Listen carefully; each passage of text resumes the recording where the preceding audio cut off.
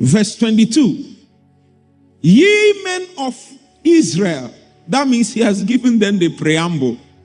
He has given them the preamble. Then he enters to drive in the matter in.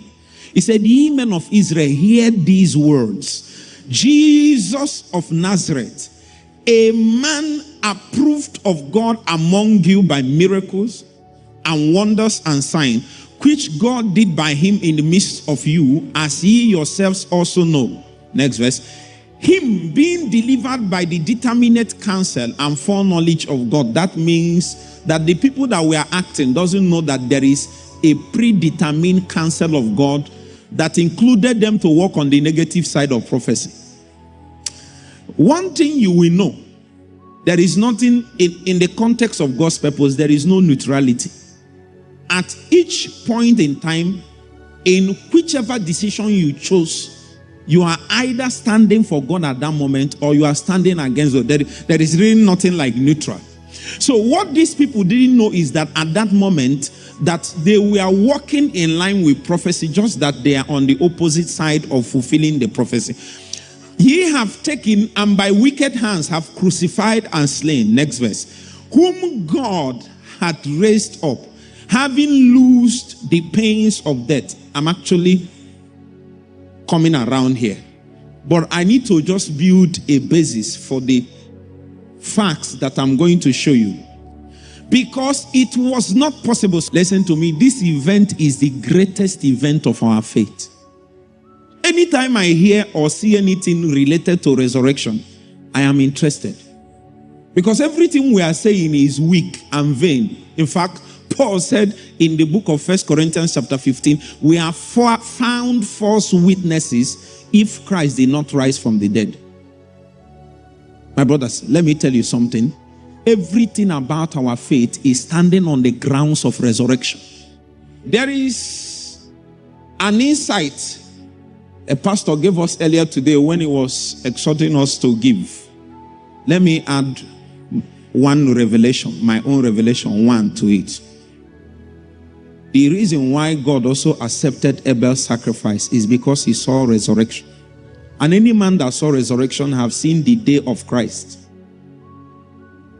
You know, when Jesus said that Abraham saw my day and rejoiced, what is the day of the Christ? It is the day of resurrection. When did he see it? When he offered sacrifice, when he offered his son. Because the Bible recorded that when he received him back, he received him from the dead in a figure. That means as far as Abraham is concerned, Isaac have died. It is only a man that have seen resurrection that we go and offer his child. Because if you don't believe he will rise from the dead, why are you offering him? So that was why Jesus said, Abraham saw my day, the day the son rose from the dead.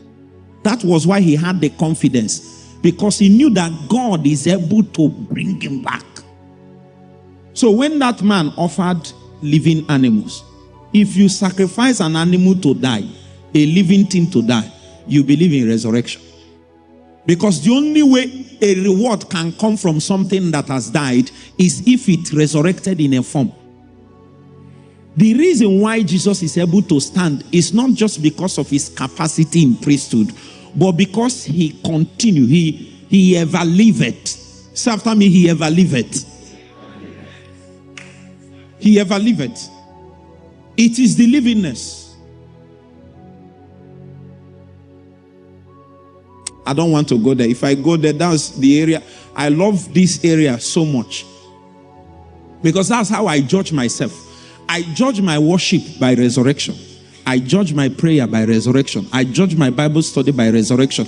I judge my I judge my life by resurrection, because God only accepts something that resurrection has tested.